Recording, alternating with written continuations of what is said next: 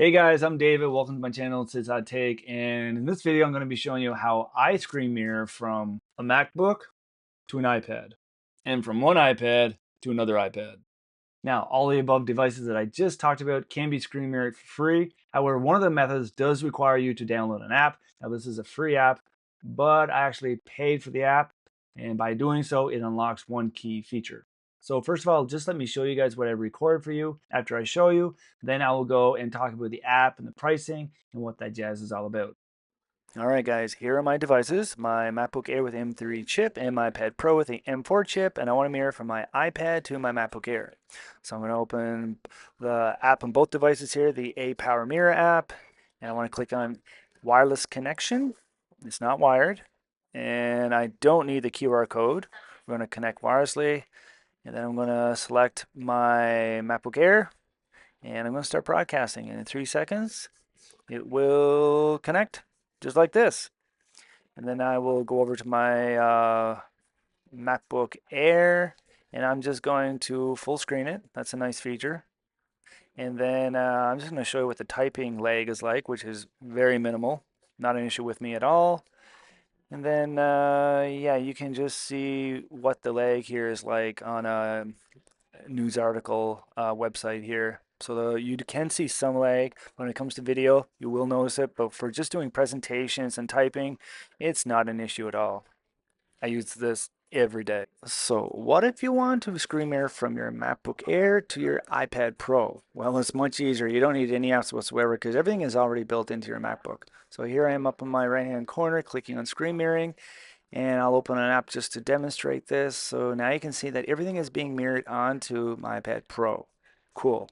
But what if I don't want to mirror and I want to use my iPad Pro as an actual second display? I'll go back up, choose second display, and now you can see how I'm swinging the app back and forth here as a second display.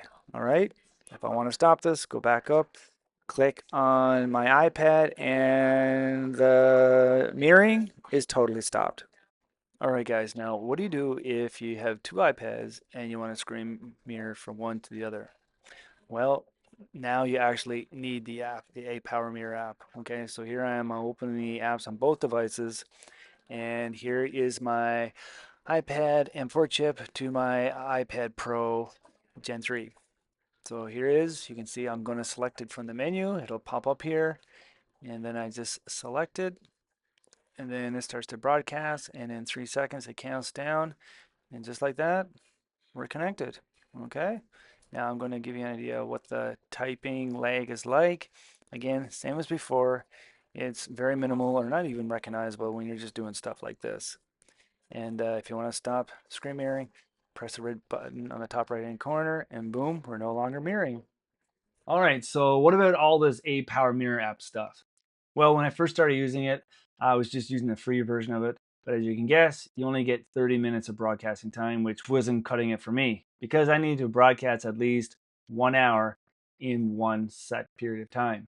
And the only thing about when you're broadcasting it doesn't give you any countdown time or anything like that. So you'll just be broadcasting and mirroring, and then all of a sudden everything just shuts right off, and you got to restart everything, and it was super annoying.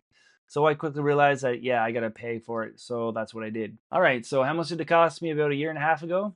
Well, they had a deal for 3 years. It was $80, but they had a deal at the time where it was 3 plus 3 years. So I actually got 6 years of use for this app with paying $80 plus taxes. I know this was a significant purchase for an app, but seeing that I use this app almost every day, 7 days of the week, it was well worth the money spent. Now it's 2025. I'll see if I can find a screenshot and show you what the current paywall is. Now, back about a year and a half ago when I was heavily researching this because I realized I needed something to screen mirror, this was the only option that I could, no, it wasn't the only option, but it was the only option that best fitted me because I did not want to get into a paywall or something when it was subscription based. I just wanted to pay once and get it over with. And recently when I used this app, they have a discount promo pop up saying that you'll get 50% off. So that may float your boat. Now, what are my final thoughts on this app? Well, two things. Number one, there's a little Wi-Fi cautionary I want to talk about. And number two, this app is slightly buggy. All right, so number one, the Wi-Fi cautionary that I want to talk about. So when you're using this app, So I'm often using it from one iPad to another. And over here in Korea, you'll be in a building or a coffee shop that has several Wi-Fi networks. So one iPad will be connected to Wi-Fi A, and your other iPad could be connected to Wi-Fi B. And that just won't work. You always got to make sure that both devices are connected onto the same Wi-Fi network, or they just won't connect. All right, so two slight bugs with this app, and trust me, they are slight.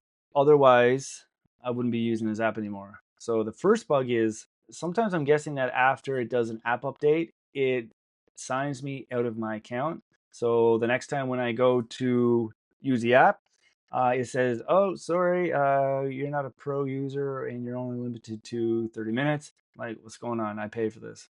So all I have to do is just log in back to my account, and it recognizes my previous purchase, and I'm good to go. And the final bug is, and this is really annoying, it doesn't happen very often, but it's really annoying. It's making me lose the rest of the hair in my head.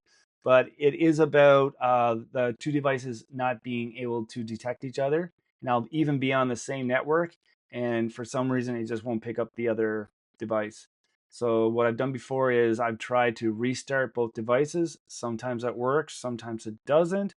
But when it doesn't, it's really annoying. But again, that doesn't happen very often. And when it comes to using a Wi-Fi network that I consistently use, it consistently works every time. So there you go, guys. But you let me know down in the comments if you know of something better that's out on the market these days when it comes to connecting two iPads wirelessly without any cables. That's it for this video. See ya.